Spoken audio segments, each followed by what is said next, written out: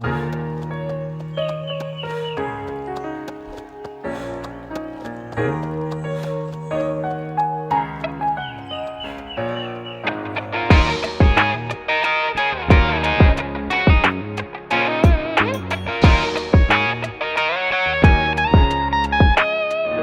monde de la course. Bienvenue au monde de la course pour un autre épisode de Nouvelles du monde de la course. Désolé pour le retard. On a essayé de l'enregistrer avant les essais olympiques. Même avant ça aussi. Oui, aussi avant ça, mais on a essayé avant les essais olympiques. Puis on avait des problèmes de Wi-Fi. Donc, c'est ça. Qui semblerait être chez moi. Là. Oui, c'est de ton bord, mon gars, je te confirme. Parce qu'avec l'épisode avec Florence, tu ne voyais plus pendant tout l'épisode. Effectivement. Donc, ça avait été difficile de vous suivre sans vous voir. Là. Pour de vrai, c'était pas évident. Donc, avant toute chose, je tiens à remercier les Patreons. Un gros merci à Daniel Etwin, Yann Pomerleau, Alexandros et Gabriel Côté, ainsi qu'à notre Patreon mécène Catherine Gagné. Allez suivre ses vidéos de renforcement musculaire pour coureurs et coureuses sur sa page Facebook CGKin. Sans plus tarder, on va regarder une petite vidéo que tu as fait une entrevue au Gaspésia 100 auquel tu étais présent. On avait reçu l'invitation de Jean-François. Oui, j'aurais bien voulu être là, mais j'étais moi-même à la foulée des parcs. Au même moment. C'est ça, c'est difficile d'être à deux endroits en même temps. Sur ce, allons écouter ça et nous serons de retour après pour les nouvelles. Donc, bienvenue au monde de la course, en direct de l'événement Gaspésia 100. Merci Jean-François pour l'invitation, c'était vraiment nice. Plaisir, content de vous recevoir. C'était une superbe course, 25 kilos pour moi, parcours difficile quand même. Mon seul comparatif, je n'avais déjà parlé à l'émission, c'était le 28 km à Ricana. Ouais. Plus roulant, moins technique, moins de single track. Ici, c'est vraiment quelque chose d'assez difficile, mais ça a très bien été. Merci. Pour toi, c'est un week-end assez extraordinaire. C'est un week-end choc. Oui, c'est ça, week-end choc. Mettons, première question, combien de temps tu dors dans un week-end comme ça? Oh my God, pas beaucoup. En fait, c'est dans une semaine comme ça. Donc, cette semaine-là, moi, je suis un couche-tôt, je suis un lève-tôt. Mais là, cette semaine, je me suis rarement couché avant 11h, minuit. Puis on se levait quand même toujours à 4h, 5h. La nuit passée, 3h30. Donc, vraiment pas beaucoup. Très courte nuit. C'est ça. C'est la nuit qui vient, là, la nuit où c'est possible qu'on ne dorme pas. Sauf que là, je suis rendu avec on a une superbe équipe. Ouais. Au fil des années, il y a des gens qui se sont joints à l'aventure. C'est bien rodé. Oui, c'est ça qui me permet d'avoir une meilleure qualité de vie.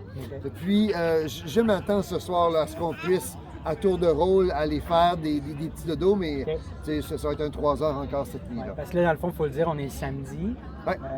Fait que ça se termine demain, dimanche, demain midi. Il y a encore des départs demain matin. Oui, absolument. Du TP50, du TP100. C'est ça. Donc là, présentement, on a 13 heures de course. On a donné le départ à 5 heures ce matin. On a 13 heures de course. Les athlètes du 100 mètres, ils ont jusqu'à 11 heures demain pour compléter leur parcours. Puis demain, à 5 heures demain matin, il faut qu'on soit sur le prime parce qu'il y a des gens qui viennent courir le 35 km puis c'est ça leur défi. Plus tard, à 7 heures, il y a des gens qui viennent courir le 15 km puis c'est ça leur défi. Plus tard, à 9 heures, il y a des gens qui viennent courir le 5 km puis c'est ça leur défi. Puis il y a les enfants à 10 heures qui vont faire le 3 km puis c'est ça leur défi. Alors on veut être en forme pour tout ce beau monde-là qui ont travaillé fort pour se préparer puis qui méritent d'avoir une équipe puis un directeur de course qui ressemble pas à un zombie. Là. Oui, puis même chose hier. Hier, il y a eu le 13 km qui est à côté ici. Sur l'île Bonaventure. Mais l'île Bonaventure. Ouais. Donc ça aussi, plusieurs m'ont dit que c'était une super belle écoutez, on a eu... c'était une belle température. Il y a eu un orage en plein milieu de la course. Puis au retour, on a eu un coucher de soleil épique sur la baie de Percé.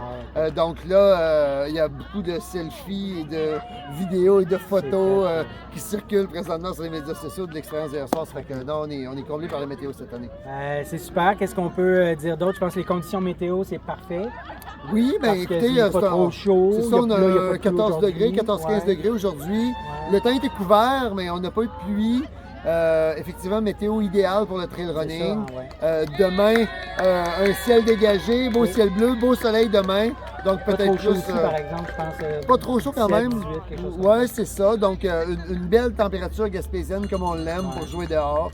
Donc demain, ça va être bien parfait. Puis on espère voir des athlètes compléter notre fameux 100 000 qui n'a pas un gros taux de finissant. Hein. OK. C'est Ça, je savais 20 pas. Oui, parce que déjà, il n'y en a pas beaucoup qui s'inscrivent.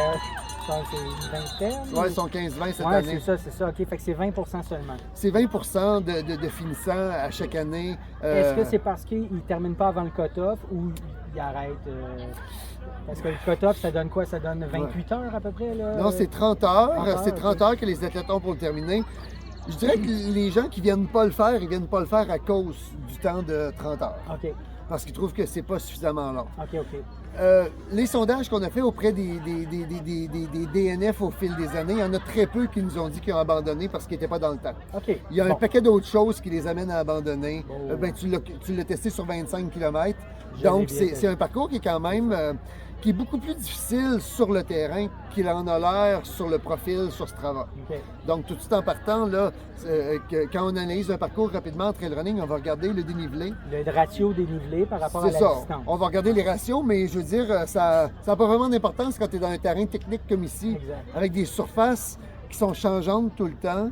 Ouais. Tu sais, je veux dire, ici, là, la section entre la plage des pêcheurs et l'Anse-à-Beau-Fils, le profil Strava, il est plat. OK. Mais quand on est dans ce sens-ci, c'est pas plat, là. Non. Tu sais, on monte 6 pieds, 10 pieds, 15 Parfois, pieds, c'est on des redescend. très grosses montées et des très grosses descentes aussi, que tu peux pas nécessairement faire ça à... Non, c'est vrai que tu sais, on a toujours les dents dans le guidon, là, comme on dit, en vélo. Alors, c'est ça, c'est un parcours qui est pas sur le terrain ce qui a l'air. OK. Donc, puis ça surprend les athlètes qui, je pense, le prennent à la légère OK, un OK. peu. Puis là, il y a de moins en moins de gens qui le prennent à la légère parce qu'avec les statistiques, Ça peut se connaître on n'a même pas aussi. besoin de statistiques avancées. Là, on le voit que les gens ne le finissent pas. Puis des excellents athlètes ne le terminent pas. Tu sais, on a eu des athlètes élites qui sont passés au fil des années et qui n'ont pas réussi à leur première tentative. OK. Fait qu'on Alors, on a hâte de voir demain matin. Là, Oui, puis les on a premiers une invités. dame sur le parcours cette OK. année, une seule dame. OK. Puis d'ailleurs, depuis les débuts, on a uniquement 3 dames qui ont complété notre 100 000 Seulement. la même année. Puis C'était les trois la même année? c'était les 3 la même année. Donc, on a eu un podium féminin cette Complet. année-là avec Hélène Dumais en 3e position, Anne Bouchard en 2e position, puis Kelsey Hogan OK. qui est ici. Donc, c'est quand même 3 dames qui sont réputées pour être de super athlètes. Ouais. Donc, c'est malheureusement les 3 seules dames qui l'ont complété jusqu'à maintenant. Alors, on espère là, que Marilyn Dubé, qui est native du Bas-Saint-Laurent, mais qui habite maintenant dans les cantons de l'Est, soit en mesure de compléter le OK. parcours ce soir. En tout cas, cette nuit, là, mon équipe, on va travailler pour les boys aussi, là, Ouais, mais ouais. écoute, On veut une femme. on a un petit On faible veut la- pour aider la Marilyn à femme qui est compléter. Là. présente, Oui. Super. Puis je fais ça à l'envers. Je te demande comment es-tu entré dans le monde de la course? Mais je suis entré par le monde de la course par le vélo, OK. parce que je suis un gars de vélo de montagne à la base. Puis bon, ben, les événements gaspésiens, on a débuté en organisant des événements cyclistes, donc OK. des grands fonds d'eau, des événements, un marathon de vélo de montagne. Puis une première opportunité s'est présentée dans la course à pied avec l'organisation du demi-marathon de Gaspé qui a cessé ses activités. OK. Alors moi, je voyais déjà que des organisations de l'extérieur commençaient à s'intéresser à des territoires en Gaspésie. Puis je me suis dit, je prends le demi-marathon, puis j'organise un marathon. Mais je ne suis pas un gars de course à pied sur route. Alors quand le trail running s'est pointé dans ma vie, où là, je suis allé donner un coup de main à la première édition de l'Ultra Trail du Mont-Albert à l'époque. OK. Puis, j'avais été un peu insatisfait parce que c'était une organisation justement de l'extérieur. J'étais insatisfait de la façon qu'il recevait OK. la visite dans ma Gaspésie. Ça fait que je me suis dit, à un moment donné, je vais organiser un trail running qui va vraiment être Gaspésie. OK. Puis bon, on a décidé de le faire ici à Percé, un an après le Gaspésia 100 Mountain Bike Marathon.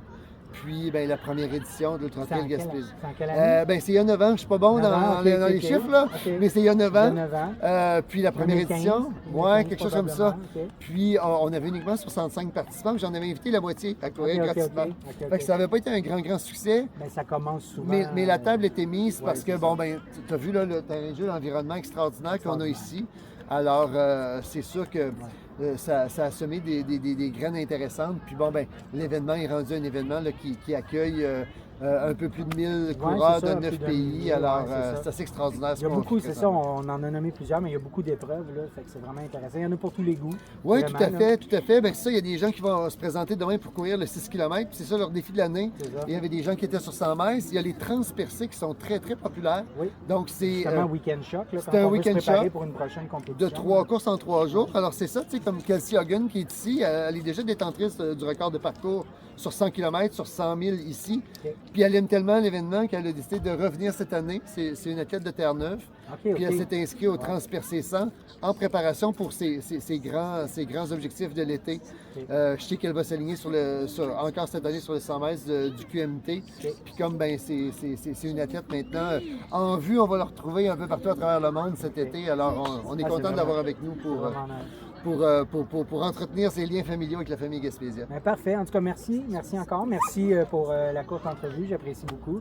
Puis, je te souhaite c'est vraiment un plaisir. Merci beaucoup d'avoir été là. Week-end. Bonne fin d'organisation. Merci. Donc, très bonne entrevue, Mathieu. Oui, ben écoute, merci encore une fois, Jean-François. Merci pour l'invitation. C'est un superbe événement. Je vais y revenir un peu plus tard quand je vais faire mon débrief de course, ce que j'aime bien faire quand je fais des courses officielles. Mais naturellement, je vais commencer avec les résultats. Dans le fond, Jean-François nous disait que globalement, là, il y a 20% de finishers sur le 100 miles. Cette fois-ci, c'est 50%. Il y avait 12 inscrits, 6 qui ont terminé. Marilyn Dubé, qui a parlé dans l'entrevue, l'a complété. Donc, c'est la première femme depuis 2019. Du côté des hommes, ça a été remporté par Louis, son prénom, mais on va commencer par dire les résultats en premier. Donc, c'est ça. Marilyn Dubé de Sherbrooke en 29h0000. Et c'était la seule femme qui participait. Louis Thomas Lopez Villagran en 23h56-27. Et deuxième position, Danny Turgeon, le père de Nolan, en 26h17. Et Guillaume Roy en 27h08. Bon, dans le fond, les deux autres, il y en a juste deux autres. Donc, Julien Conté en 28h55 et Yann Bernier en 29h16. C'est drôle parce que ce matin, on est allé courir la course des ponts. Puis Louis, il était là. Là, il y a quelqu'un qui m'a dit « Ah, Louis, c'était le gagnant C'est moi qui t'ai dit ça. C'est toi qui m'as dit ça? C'était le gagnant du 100 miles. Il y a quelqu'un. Ben, je suis quelqu'un. T'étais un des 34 qui était participant à la course de ce matin. Mais bref, je le savais pas. Merci de me l'avoir dit. Fait que en partant, ça a donné qu'on était côte à côte. Fait que j'ai pu jaser pas mal avec lui. Donc, Louis, c'était son premier 100 miles. Il avait fait quelques fois Ricana, 125 km. Il a bien apprécié le parcours. C'était selon ses attentes. Très bonne course. Il voulait le faire en bas de 24 heures, donc 23h56, je crois, je disais. Donc, c'est ça. Un peu déçu parce qu'il y a eu un problème avec sa frontale, la batterie qui a lâché pendant la nuit. Il pense qu'il faisait un petit peu froid, un petit peu trop froid pour la batterie. Donc, ça a lâché. Il restait environ 4 heures de course en pleine nuit. Donc, ce qu'il a fait, c'est que pendant plusieurs heures, il a mis au minimum d'éclairage sa frontale, il ne voyait pas grand-chose en avant, fait que ça a compliqué un peu sa fin de parcours en pleine nuit. Mais sinon, somme toute, très content de sa course. Je vais passer au 100 km. Donc le 100 km au niveau des podiums, Véronique Chrétien qui l'a remporté en 16h51, suivi d'Audrey Lépine en 17h11 et Véronique Drouin en 17h28. Du côté des hommes, Julien Dauplay en 14h13, François Baudouin en 15h55 et Richard Lavictoire en 16h03. C'était du côté du 100K.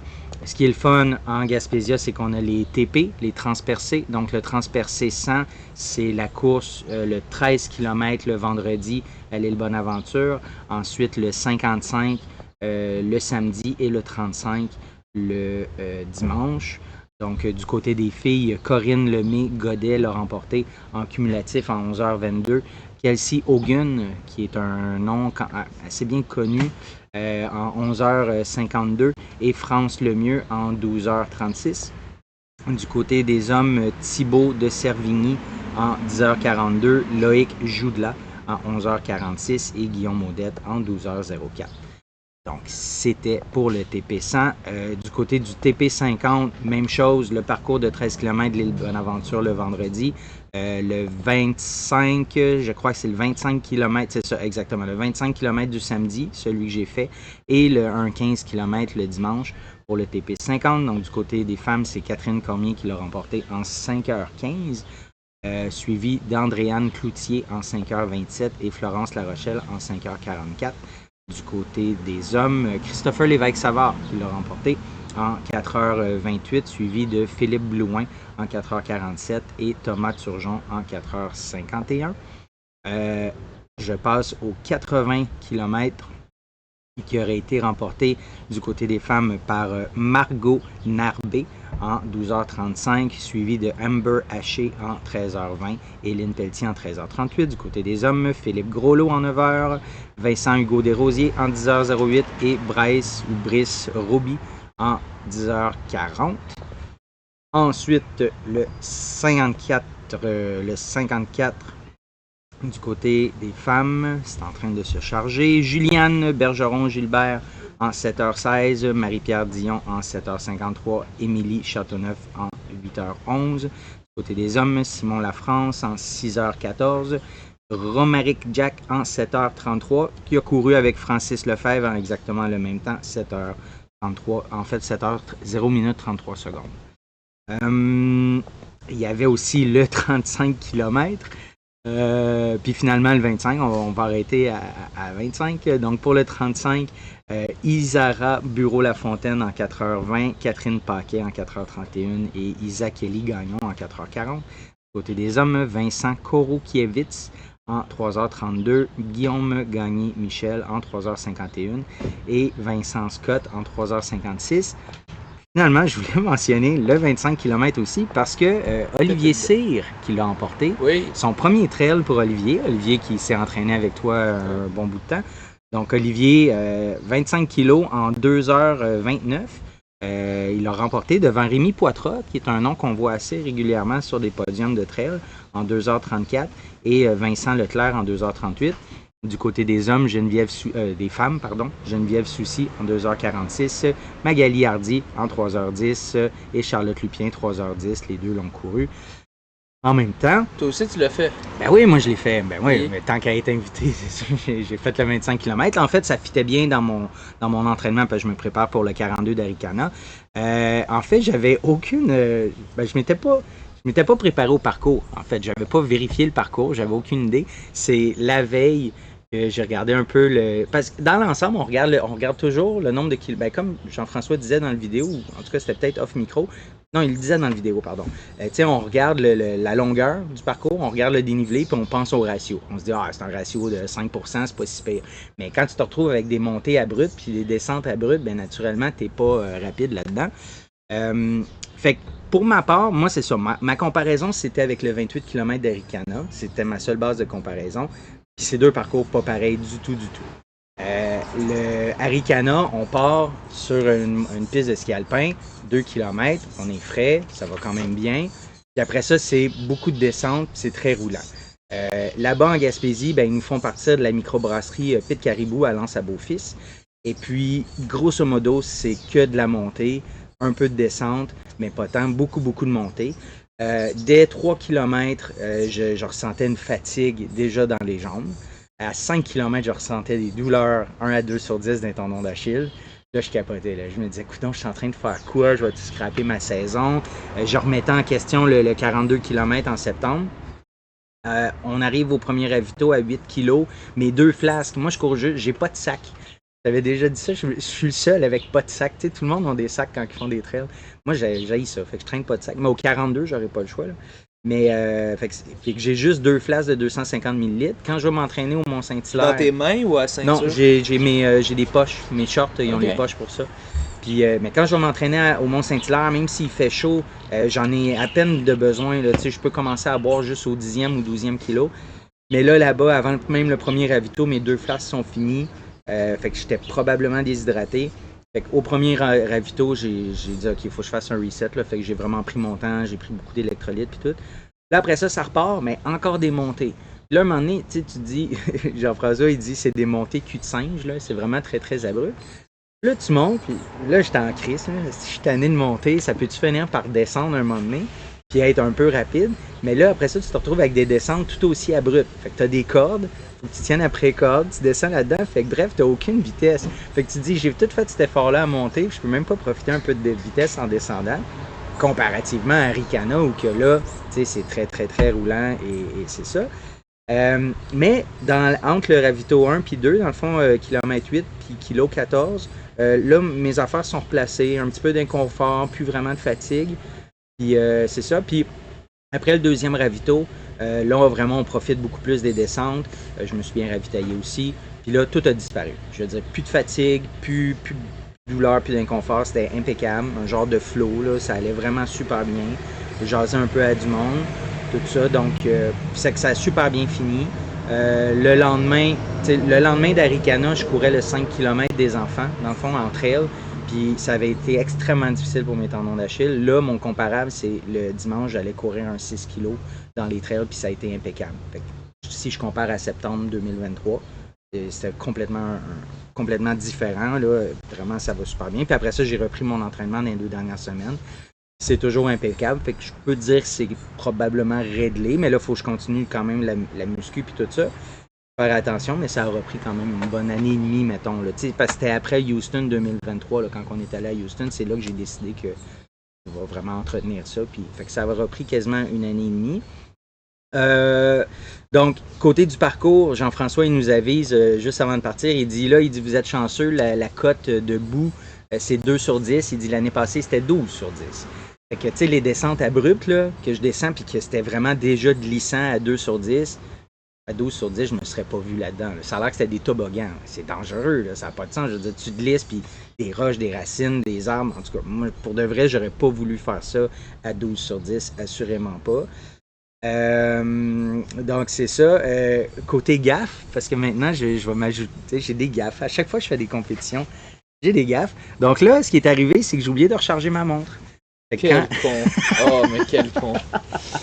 Fait que quand je suis parti, elle était environ à 40%. Oh. Fait que comme de fait, elle m'a lâché à 22 km. C'est pas si pire, là, je me rendais à 26. Oh, mais c'est poche! Mais c'est chiant de plus avoir ta progression kilo par kilo. Quand tu fais une course, moi ça me gosse en entraînement quand ça m'arrive. Fait en course, je suis pas tant pour que je fasse tant de kilos, c'est juste. Moi, c'est mon journal. C'est là que j'ai oui, tous il y a mes ça kilomètres, aussi. Il y a ça aussi. Il te manque 3 kilos, mais d'une course. Il manque 4 kilos, ouais. Non, exact. ça, c'est un cauchemar. Mais écoute, c'est ça. À Houston, j'avais arrêté ma montre pendant le demi-marathon de Houston. À Toronto, j'avais oublié mes souliers. Au 1000 à... Mais à Toronto, ouais, t'avais oublié tes souliers, mais au moins ton. Il y avait une solution. Place. Mais quand même, tu sais. Au 1000 à Alvaro, là, ça c'était en 2021, 2020, on faisait pas l'émission, on se connaissait à peine. J'avais oublié de partir ma montre. Puis moi, j'allais faire ça le 1000 pour faire un test VMA. 1600 mètres, pour moi, c'est un bon test VMA. J'avais oublié de partir ma montre. Fait qu'à chaque fois qu'il y a une compétition, il y a toujours quelque chose. En plus, j'avais oublié mon stride. Moi, je voulais... Mon stride, il marche maintenant, là, depuis que je l'avais arrangé. Puis le stride, ben, il apprend à te connaître quand tu fais des compétitions puis des gros entraînements. Ben là, je l'avais pas, je l'avais oublié. Fait que bref, c'est ça. C'est mon côté gaffe. Fait que là, je me demande vraiment ça va être quoi la prochaine. Région gaspésienne, très, très, très, très beau. J'ai pas eu l'occasion d'aller souvent là-bas. La dernière fois que j'étais allé, c'était en plein hiver, c'était pour le travail, là, quand je travaillais pour la Sûreté du Québec. Donc, là, en plein été, c'était superbe. Je fais même une parenthèse. En fait, on est resté, j'ai été hébergé au chat. C'est la fête du Canada. Ah oui, c'est ça. La Chine, là, on est fous du Canada. J'ai d'ailleurs mon chapeau de cow-boy de Calgary. Non, c'est pour bloquer du soleil, parce qu'entre les 2 podcasts, le soleil a commencé à me jouer d'en face. Mais je me suis dit pourquoi pas en profiter pour montrer mon beau chapeau, mon beau sombrero. Ton beau côté canadien. Oui, de Calgary, du Stampede. Le Stampede qui est un événement que j'adore. La torture des taureaux. Des taureaux? Oh, ouais. C'est ça le Stampede? Ben, me semble. Ouais. C'est des taureaux, puis tu fais des niaiseries avec. En tout cas, c'est ça.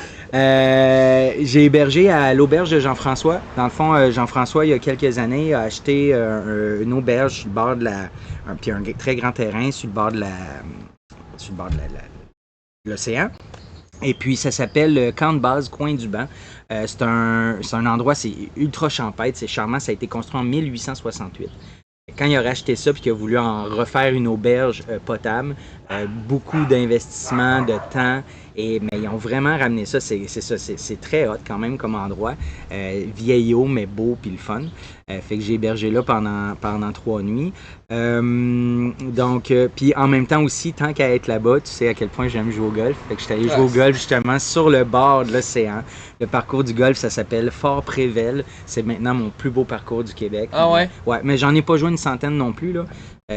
Quelques dizaines, peut-être une cinquantaine. T'as pas perdu trop de balles? Non, du tout. Même mieux, j'ai joué ma meilleure game à vie, 80. C'est là que t'as joué ta meilleure game? J'ai joué ma meilleure game hier, Okay. 78 hier. Je suis vraiment dans un bon mood de golf.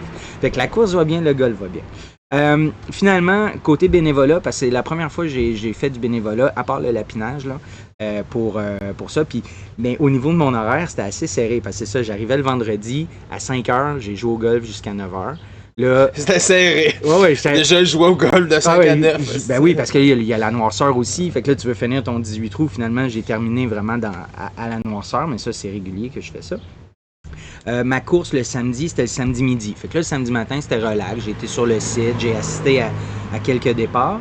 Ma course a terminé vers 16h30. Je suis resté sur le site. Finalement, je suis retourné à l'auberge. Il était peut-être 19h30, 20h. Je me suis couché à 21h30. Réveillé à 23h30 parce que je m'occupais du ravito d'arrivée pendant la nuit. Mais ça, c'était vraiment cool. Fait que là, j'étais sur le site d'arrivée. Puis là, il y a à peu près 12-15 athlètes qui sont arrivés de leur 80 ou de leur 100. Là, moi, j'allais les voir. Hey, tu veux-tu une petite bière, des petites caribous? Les trucs à manger sont là-bas. Quand ils sont avec leur famille, ben là, je les dérangeais pas trop. Puis, mais il y en a certains qui étaient tout seuls. Fait que là, je les assistais. J'étais avec eux, puis je jasais. Fait que c'est ça, j'ai fait ça toute la nuit. Le lendemain matin, vers 6-7 heures, il n'y avait plus besoin de moi. J'étais allé me coucher quelques heures. Fait que ça, je suis revenu pour finir l'événement. Fait que c'est ça, un petit peu de bénévolat comme ça. C'était vraiment, vraiment très nice. Très bel événement. Merci, Jean-François. Et c'est ça. À la prochaine, c'est certain. TP 50 me tente. Je vais voir comment le 42 va aller, là, puis comment mon année va aller, mais le TP 50 m'intéresserait beaucoup. Yes! Donc ça, c'était pour le Gaspésia. Donc, écoute, on a 5 semaines de nouvelles à couvrir. Let's go! Parce que le dernier épisode, il y a 5 semaines. Let's go. Donc, athlètes de mai. On va avoir les athlètes de juin très bientôt. Bon, athlète de mai, Audrey Leduc, naturellement, c'est une nouvelle fois illustrée en mai. Elle a brisé le record canadien du 200 mètres et réalisé le standard olympique. Un chrono de 22 secondes 36 centièmes, c'était le 31 mai dernier. Donc, nouveau record national. Elle la baisse de 14 centièmes, l'ancien record de Christelle Emmanuel. C'est ça. Thomas qui est athlète masculin, qui a fait sa performance de 13,05 et 7 centièmes sur 5000 mètres piste. C'était le 25 mai à Bruxelles. Je pense qu'on n'a aucune surprise sur les deux athlètes choisis. 13,05 sur 5000, puis record canadien, sub 11 sur 100 mètres pour Audrey. Ouais. Parlant de Fafard, on a eu une nouvelle là, qui est sortie il y a 2 ou 3 jours. En fait, je pense que c'était le jeudi de son 5000. Ouais. Maintenant, il est pro avec Brooks maintenant. Oui. Donc, tant mieux. Ben oui, tant mieux, finalement. Il était temps. Oui. Puis Thomas va courir Dominique Bérubé. Le père de Jade me disait que Thomas va courir dimanche prochain à la Diamond League avec Charles Philibert. Sur 3000, hein? Sur 3000, ouais. Un record qui... en fait, au marathon de Buffalo, je pense, là, je ne l'ai pas noté, c'est quelqu'un qui nous l'a fait remarquer. Le 26 mai dernier, Guy Dorval, dans le range 60 à 64 ans, a fait un 2h52-32. L'ancien record était de 3h00-19 par Thomas Allen Miller. Oui, Allen Miller. C'est Allen Miller. Là, on dit pas le Thomas. Okay, sur Facebook, c'est Allen Miller. Allen Miller, donc en 2022... Donc là, c'est quasiment 8 minutes de moins au marathon de son Buffalo. Record. Ouais. Et Guy Dorval, tabarouette, au-dessus de 60 ans, fait 2,52-32. Ouais. Est-ce que Guy Dorval, c'est un nom qui te dit quelque chose? J'ai déjà vu le nom. Parce qu'il a dû faire proche de d'autres records dans d'autres rangages avant, probablement. Oui. 1er juin, Jean-René était au trail du Giapet, 57 km. Je crois que c'était un premier ultra pour lui. Il a terminé 7e quand même sur 201 participants. en 6h57, à 8 minutes du 6e et à 4 minutes devant le 8e. C'est sa meilleure cote ITRA, ça lui donne un 755 de cote ITRA. J'ai demandé à Jean-René comment il compare l'effort physique et mental d'un long trail à un bon rythme par rapport à un marathon à fond.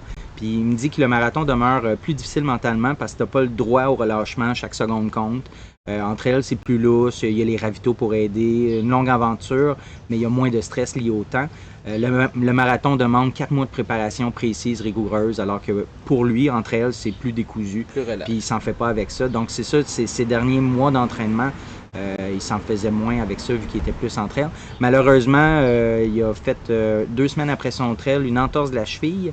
Donc il faisait du vélo. Mais là, j'ai vu sur Strava dans les 2 dernières... Parce que là, j'ai préparé l'émission, ça fait déjà un bout de temps. Mais dans les 2 dernières semaines, là, il me semble qu'il a repris la course là, tranquillement. Le 2 juin, à la Diamond League de Stockholm, en Suède, donc une publication d'Athlétisme Québec pour Jean-Simon Desgagnés, qui effectue son meilleur temps de la saison au 3000 mètres steeple en 8 minutes 15 95 centièmes. Pas loin de son record. Pas très loin de son record, effectivement. Il a été le 8e coureur à franchir la ligne d'arrivée de cette course, remporté par l'Éthiopien Lameka Girma en 8 minutes 1 seconde et 63 centièmes. Charles a couru le 1500 en 3 minutes 34,95, terminé 7e. C'est pas encore le chrono recherché, mais c'est pas loin. Le 2 juin, la Maxi Race au lac d'Annecy. Donc ça, c'est un ultra trail. En fait, c'est Mathieu Blanchard qui l'a emporté. C'est un 93 km, 5200 mètres de D+. Victoire de Mathieu en 9h11 avec 7 minutes d'avance sur Thibaut. Une course de 1300 participants. Sa 2e course de l'année, 2e victoire. Il avait remporté le marathon des Lumières de la Muselle en janvier dernier. Un parcours de 42 km pour 1800 de D+. Donc, vous irez voir, Matt il a fait une vidéo d'une 15aine de minutes sur sa course. En fait, ça s'appelle Maxi Race 2024, au cœur de ma course. Il traînait la caméra, la GoPro. À un certain moment, il l'a rangée parce qu'il y avait d'autres choses à gérer. Mais sinon, ça doit être toute une vidéo faite par Salomon probablement, ou avec un beau montage et tout. 2 juin et 4 juin, ben, c'est quand même 2 gros événements sur piste. La Johnny Loring Classic à Windsor.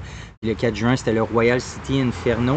Je vais y aller avec la publication d'Athlétisme Québec qui ont fait un résumé des deux compétitions, qui appellent ça le projet Ontario.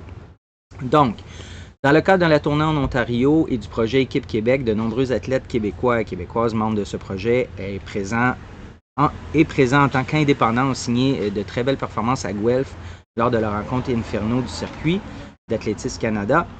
Félicitations à Zachary Mamayari du Saint-Laurent-Sélect qui signe une victoire aux 800 mètres en 1 minute 45 secondes et 93 centièmes. Très bon.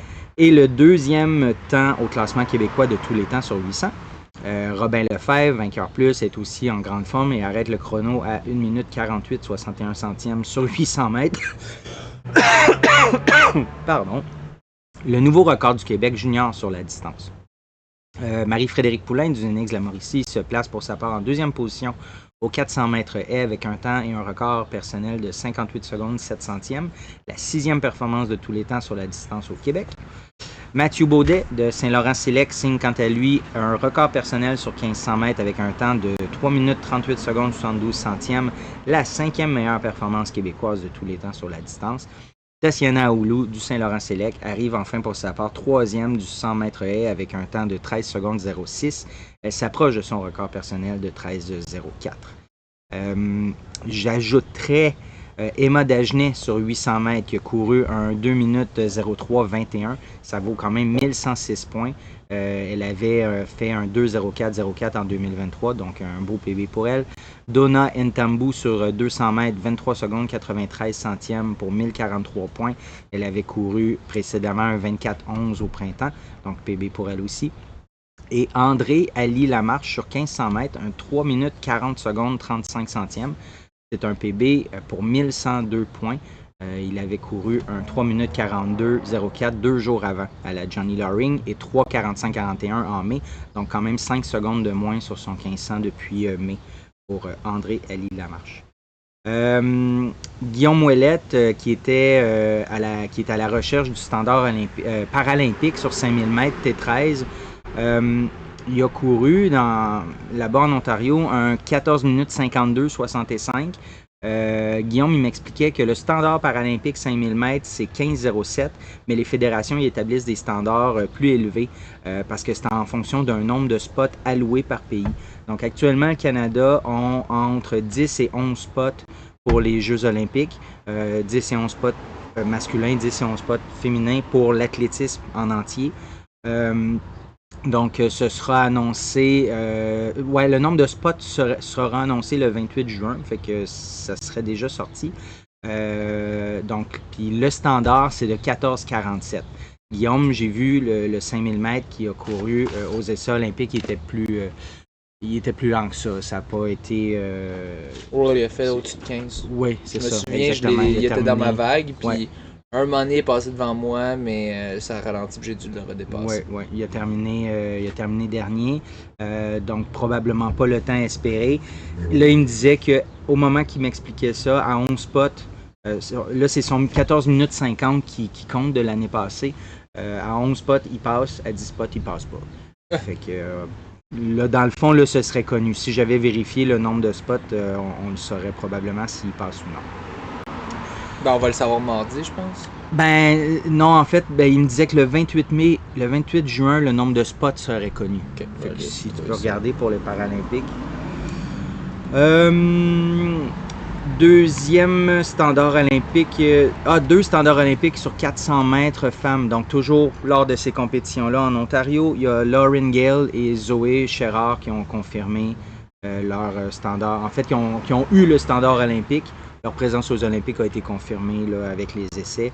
Donc, c'était sur le 400 mètres. Ils ont terminé 2e et 3e. 6 juin. Dans le fond, on en a parlé. On a reçu Florence Caron. Donc, le 6 juin au championnat NCA, sur 10 000 mètres, Florence a couru un 33 minutes 26 secondes 98 centièmes. Elle a terminé 14e. Elle avait fait son PB quelques semaines au préalable là, en 33 minutes 03. Puis comme on disait à l'émission, là, c'est la première année qu'elle court des 10 000. C'était son 3e cette année.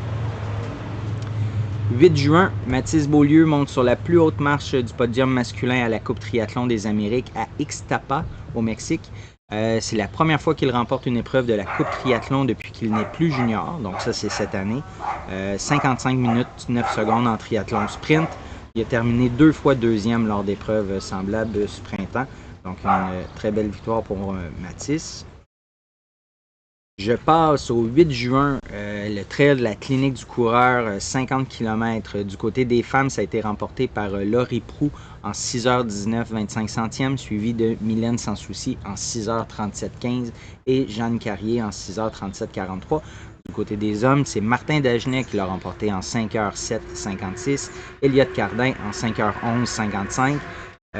P. Gendron, il me manquait le prénom, et en 5h19 13, je note Jean-François Cochon qui a terminé 4e en 5h31 37, Christopher Lévesque-Savard en 8e position en 5h42 24. Jean-François Cochon, il mentionnait que dans le fond, il faisait un week-end choc avec Elliott Cardin, un 42 kg, le 50 kg de la clinique du coureur le samedi et le 42 km de Mégantic le dimanche. Les deux, Cardin et Cochon, se préparent pour le 100 miles au QMT.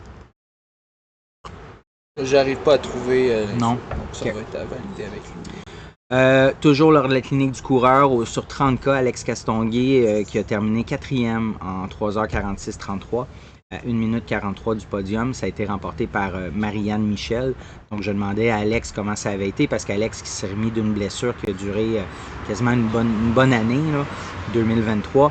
Alex qui me répond oui, on peut dire que c'était ma première compétition, ça a été moyen côté sensation et elle s'est perdue, ça lui a fait perdre 2 positions, mais c'est ok, j'ai eu beaucoup de plaisir, je finis ma saison de trail bientôt avec le QMT 50, je vais ensuite me concentrer sur la route. Hey, tu vois, celui-là, j'ai un doute. Le 8 juin à Portland, Kevin Robertson qui a couru un 3000 steeplechase. Tu veux-tu aller voir si c'est notre Kevin Robertson? OK. Parce que là, ben, pour ceux qui n'ont pas écouté l'émission sur les essais olympiques, je disais, il y a 2 Kevin Robertson. Il y a le nôtre au Québec qui est né en 1999 et il y a un autre Kevin Robertson qui est en Ontario qui est né en 2001. Puis les deux courent les mêmes épreuves, du 1500, du 3000 steeple. Fait que je sais que je me suis trompé à l'émission en donnant des performances de Kevin, mais c'était l'autre Kevin. Fait que là, celle-ci, 8 juin à Portland, je sais pas si j'ai validé, si c'est la bonne. Donc, un 3000 steeplechase en 8 minutes 37. Oui. Quand même 1088 points. Donc, ça. Puis, écoute, Kevin continue de s'améliorer sur le steeplechase. Son précédent PB, c'était 8:41:46. Fait qu'il a retiré un autre 4 secondes à son 3000 steeplechase. C'est le bon. Good. J'enchaîne. Le 9 juin, le marathon du Mont Mégantic qui a été remporté par Danny Racine en 4h01:23. Antoine Jolicoeur Desroches en 4h12:42. Jean-François Cochon en 4h26:16. Puis Elliott Cardin, comme je mentionnais, qui avait couru la journée d'avant le 50 kg de la clinique du coureur, a terminé 6e en 4h42. Je m'étais pas noté le temps du côté des femmes, donc je vais aller le chercher. Donc pour le marathon du Mont Mégantic, femmes, c'est Geneviève Asselin qui l'a remporté en 4h56, suivi de Hélène Michaud en 5h22 et Lydon Perz en 5h32. Le 9 juin au Portland Track Festival, en fait c'est le même événement que Kevin Robertson courait le 8 juin. Donc le 9 juin, c'est Jade Bérubé qui courait un 5000, qui a terminé 9e de sa vague en 16 minutes 52. Son PB est 16:30. Donc, c'est ça. Et le 12 juin, à la Victoria Track Classic, Jade a couru un 4 minutes 28 secondes 50 centièmes sur 1500 mètres. Elle a terminé 5e. Son PB est de 4:23. Donc, Jade qui essaie toujours d'aller... qui est de retour aussi d'une blessure. Là, 2023, ça a été... quand même, elle aussi a eu une longue blessure. Je pense qu'il a duré plus qu'un an. Donc, elle revient tranquillement pas vite. Jessie Lacourse lors du Portland Track Festival sur 1500 mètres, un 4 minutes 13 secondes 70 centièmes qui a terminé 8e de sa vague. C'est un PB. Son ancien PB, c'était de 4 minutes 14 secondes 80 centièmes qu'elle avait fait 2 semaines plus tôt. Le 12 juin, Marianne Hogan était à la Swiss Canyon Trail, un 115 km de 5300 de D+. Elle a terminé première, donc en 12h26, avec 43 minutes d'avance sur la deuxième.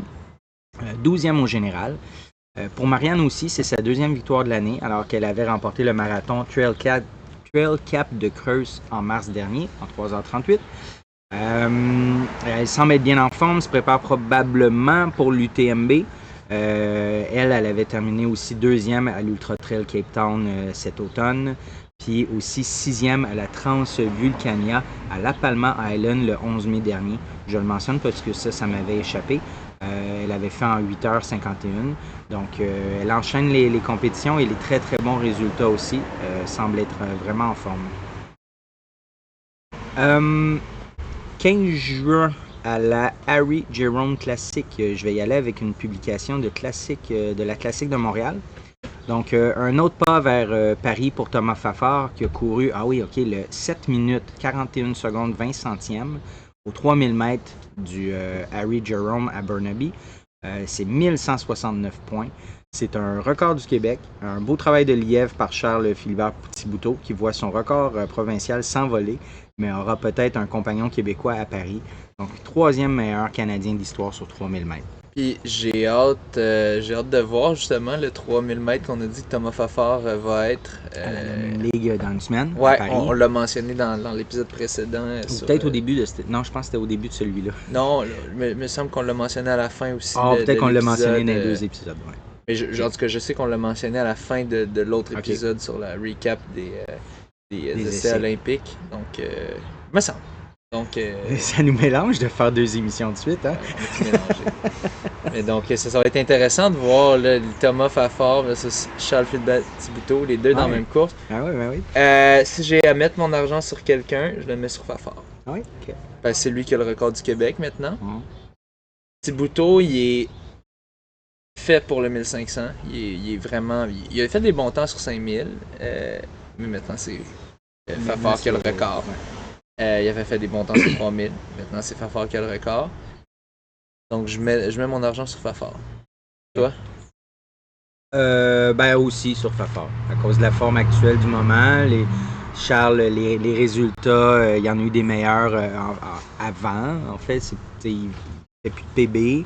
Donc, il a peut-être pas la forme qu'il y a eu, je sais pas, il y a 1 an ou 2. Il y a l'expérience qui va Ouais. dans son sens, mais Tu sais, en termes de rapidité brute sur 3000, 5000, je pense que c'est Fafard qui l'a.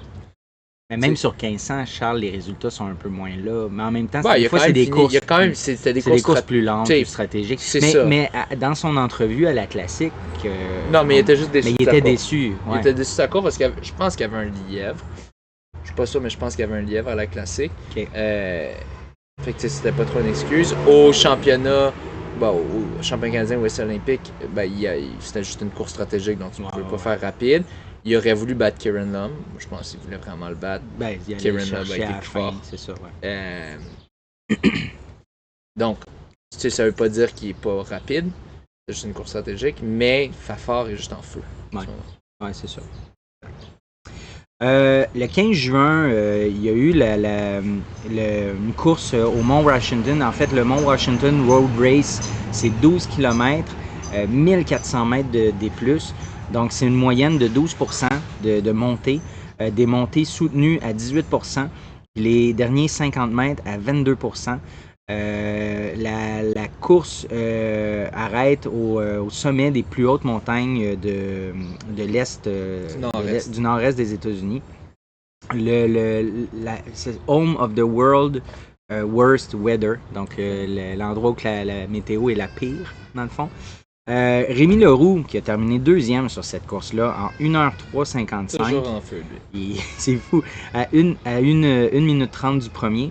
Sam Poher qui a terminé 15e en 1h10 51.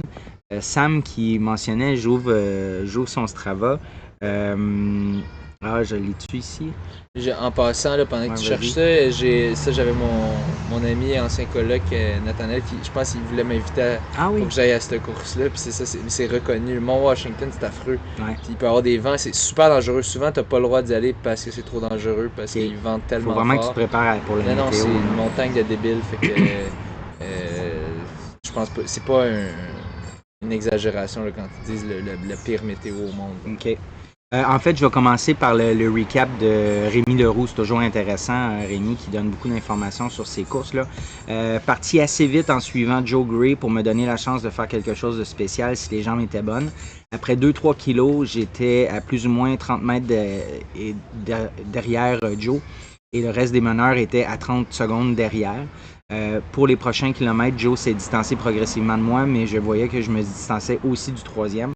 Rendu au kilomètre 7, on est sorti du tree line et c'est là que la météo et mes sensations ont pris le bord, pas à peu près.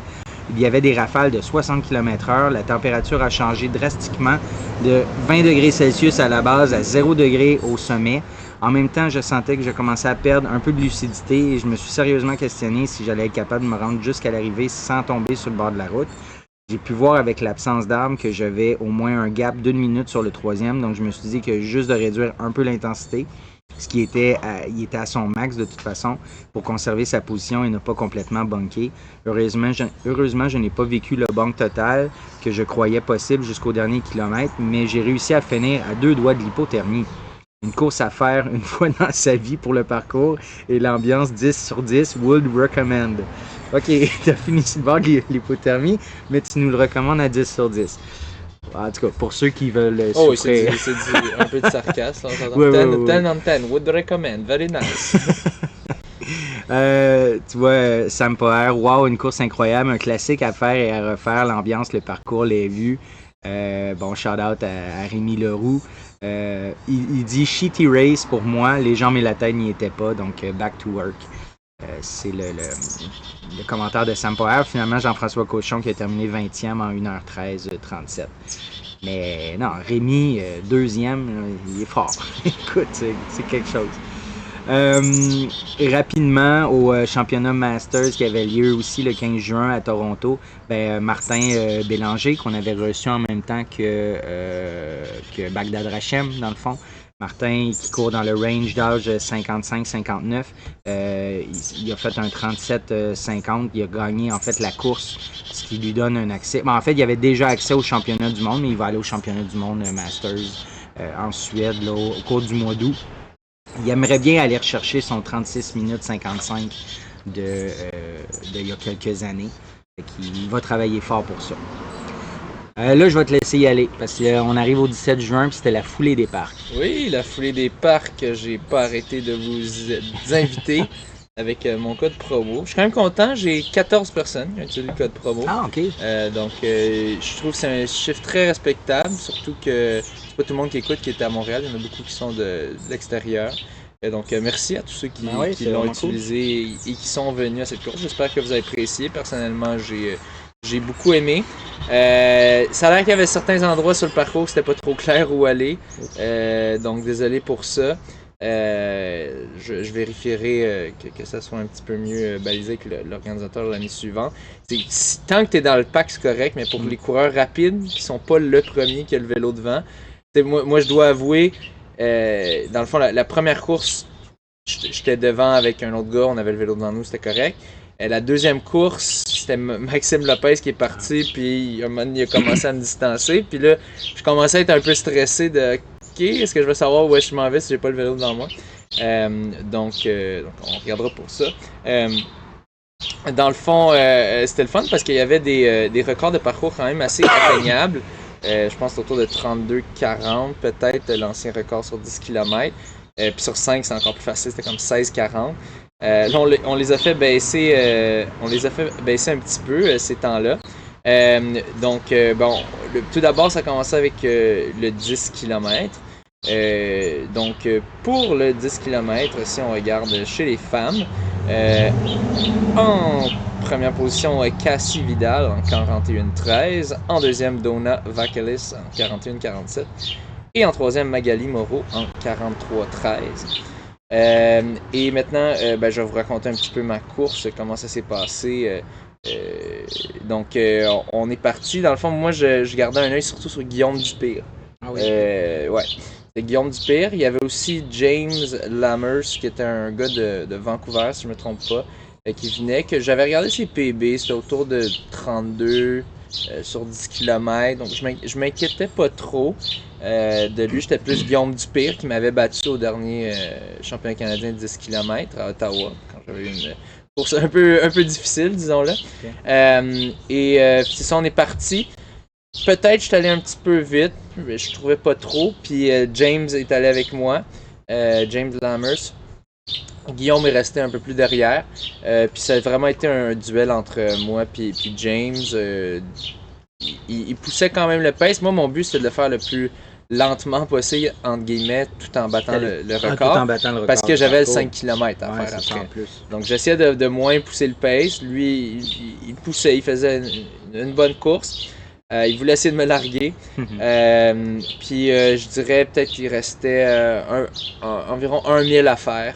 Puis là, lui, il était dans le trouble. Il a cassé. Ouais. Moi, j'ai donné un petit coup, une petite accélération. Il n'a pas suivi. Au final, j'ai remporté en 31,59, tout juste en bas de 32. Je suis quand même content pour un effort assez contrôlé, je te dirais. T'as bien joué ça. Ouais, moi, je me suis juste accroché à lui. En fait, j'ai laissé pousser le pace. Moi, je m'accroche à lui, puis je le kickerai à la fin. Mm-hmm.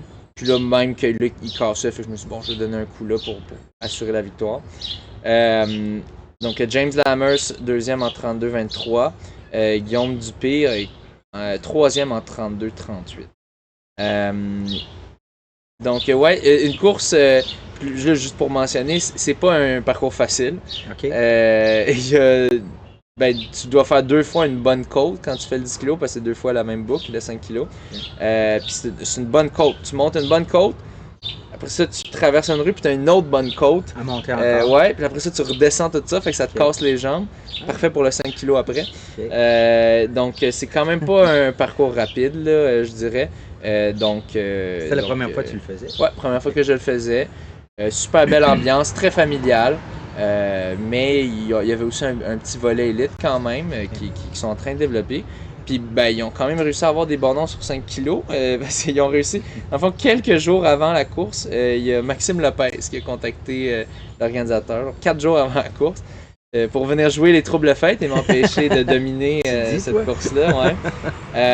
On va juste regarder vite fait chez les femmes le classement. Comme ça, j'irai du côté des hommes. Donc, chez les femmes, c'est Valérie Audet qui l'a remporté, 18,49. Noémie Chenaille, deuxième en 19,23. Et Emma Olivier, troisième en 19,25. Quand j'ai su que Maxime Lopez était là, j'ai fait bon. J'étais quand même un peu optimiste. Je me disais, regarde, lui, c'est vraiment un cours de marathon. Sur 5 km, c'est pas sa spécialité, mais je savais en même temps. C'est un gars qui est à tout un autre niveau, là, c'est ça, marathon. Puis c'est ça. Fait que, dans le fond, on est parti. Lui, il me disait qu'il visait sub 15. J'ai fait OK. J'ai essayé de m'accrocher, puis après 1 kilo, j'ai vu que ça arriverait pas. Fait que j'ai commencé à laisser me distancer un peu. Oh ouais. Celle-là, c'est la deuxième fois que je fais ça à vie, puis cette année. Donc je me lance des beaux défis cette année. Ouais. J'avais fait aussi un 10 plus un 5 à l'Assomption en foulée. Oui. Puis à l'Assomption en foulée, le 10 était beaucoup plus plat. Puis j'ai beaucoup moins senti. Fait que je te dirais le 5, j'ai quand même fait un sub 15. Ouais. Oui, le parcours semblait un petit peu court, mais quand même, je pense que c'était vraiment un sub 15. Mais c'est ça, mes jambes étaient beaucoup plus fraîches. Oui, je l'avais pris un peu plus relax. J'avais fait comme 32-45 sur un parcours facile. Je l'avais plus relax quand je voyais que je ferais pas le top 3, à moins vraiment que je me tue. Là, tu parles à l'Assomption. À l'Assomption. Donc, tandis que là, ben, j'avais poussé un petit peu quand même pour m'assurer de gagner le 10. Je voulais le gagner. Puis le record du parcours. Ouais, puis avoir le record du parcours. Parce que c'était quand même le fun. C'était 300 premiers, puis tu avais 200 de bonus de record de parcours en carte cadeau. Tout en carte cadeau, boutique courir. Fait que là, j'avais déjà 500 en poche du 10. Mais c'est ça. Donc là, j'étais complètement cassé. Je l'ai laissé aller. Ah, puis c'est drôle, Maxime Lopez, il est classé, je vois, dans le classement 12 ans et moins. Ah, donc, c'est chiant pour le deuxième qui est arrivé de 12 ans, qui s'est fait battre par un gars en 15-04. Un grown-ass man. Fait que Max, il a fait 15-04? Ouais, Max a terminé. Il n'est pas allé en bas de 15, mais le parcours... Ouais, mais il voulait, il essayait, mais c'est pas un parcours qui se prête autant rapide. Là, mais il était content de sa performance quand même, là, étant donné le parcours. Moi, j'ai fini en 15-38. J'étais quand même content, j'ai bien fait ça. Ricardo Iscardo Bernier qui a terminé 3e en 16-11. Donc ouais, finalement j'ai quand même fait un beau 200 pour ce cours-là. Fait qu'au total 700$, un matin quand même bien payant. Puis c'était le fun, bel événement. Il y avait entre autres Emmanuel Bilodeau, si je me trompe pas. Oui, qui était là quand on a fait le défi sur tapis. Ouais, il était là aussi, c'est drôle, il avait fait une petite vidéo qui disait, il courait sa course, puis il disait « Ah, j'essaie de rattraper François », c'est bien drôle. Super sympathique bonhomme, Emmanuel Bilodeau. C'est le fun, tu sais, moi je me souviens, je l'écoutais, je pense que c'était le sketch show à l'époque. Ah oui, j'écoutais ça aussi. Ouais, j'aimais bien ça, puis là, c'est ça, quand j'étais petit cul, puis là, je lui parle en personne, puis il était impressionné de mes temps, fait que c'est vraiment cool. Puis bel événement familial, il y a beaucoup de jeunes, beaucoup. Je pense qu'ils donnaient plusieurs inscriptions pour des écoles dans les environs, puis ils ont même eu la générosité de donner 10 inscriptions pour des élèves de mon école, qui n'est pas une école des environs, moi c'est la Chine, mon école. Puis ça c'était à Outremont. Fait que bien reconnaissant, j'ai 7. Dans le fond, j'ai fait tirer ça parmi les jeunes qui faisaient partie de l'équipe de cross-country de l'école. Puis c'est le fun, il y en a 10 qui ont répondu à mon courriel. J'ai pas eu à faire tirer, les 10 j'aurais donné. J'ai dit vous avez tous puis content. Ah, fait que t'en avais 10, puis il y en a 10 qui ont répondu. Il y en a 10 qui ont répondu à mon sondage, fait que j'ai fait parfait, je me casse pas la tête. Puis il y en a 7 qui se sont pointés, fait que je suis quand même content, ça se peut qu'il y a des empêchements qui arrivent dans la vie. Mais puis il y en a un qui a fini, je pense, 2e du 2 kilos ou du 5. pour son groupe d'âge, en tout cas. Cool. Il faisait des très bons temps, là, des sub 25 sur 5 kilos. Ouais, il y en a un qui a fait 22, un qui a fait 24, Ah, ouais, 25. Ouais, non. Ok. Fait que, ouais, en 6e année, 5e année. Donc, très, très content de ça. C'est un super bel événement. J'ai bien aimé. Merci aux organisateurs de m'avoir choisi comme ambassadeur. Ouais. Puis, Puis là, ben, si ça revient le même week-end que Gaspésia 100 l'année prochaine, on va être encore. on va se être séparer encore, là, comme un vieux couple. Hein? Chacun fait ses affaires. C'est ça. Parfait. Fait que j'enchaîne avec le backyard de Lévis. En fait, je ne sais pas si le nom va te rappeler quelque chose. Est-ce que Jérémy Savoie te dit quelque chose? Oui. Ah, ça tu te rappelles? Oui.